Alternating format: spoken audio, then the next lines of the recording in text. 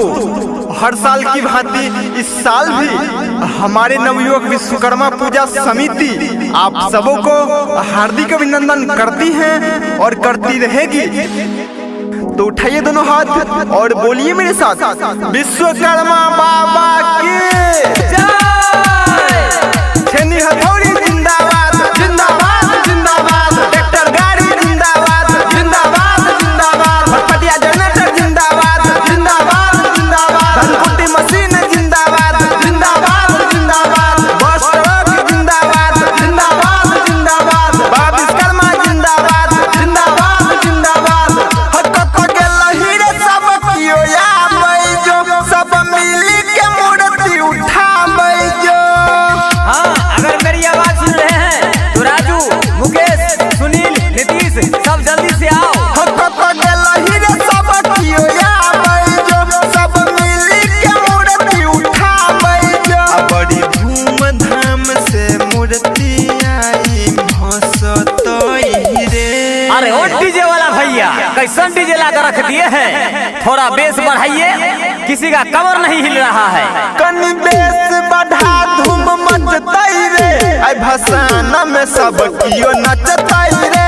कनी बेस बढ़ा धूम मचताई रे, आई भसाना में सब कियो नचताई रे। अभी आप सुन रहे हैं जीवन सिंह के आवाज में, जीवन सिंह के आवाज में। रेड टी शर्ट वाला छोरा रे, उधर की फराक वाली की तरफ क्या लाइन मार रहा है? इधर छोरा मार नचो, नहीं तो कमिटी चुत्तर लाल कर देगा तुम्हारा। लगाबै जो सोना गुलाल रे, सब कियो के गोरे गोरे गाल रे। हाँ, ध्यान दीजिएगा, कोई भी छोरा किसी भी छोरी के गाल में अभी नहीं लगाएगा, समझा? लगाबै जो सोना गुलाल रे, सब कियो के गोरे गोरे गाल में। बच के न चाही कियो सुन पूजा हेतै सीधा एक साल पे।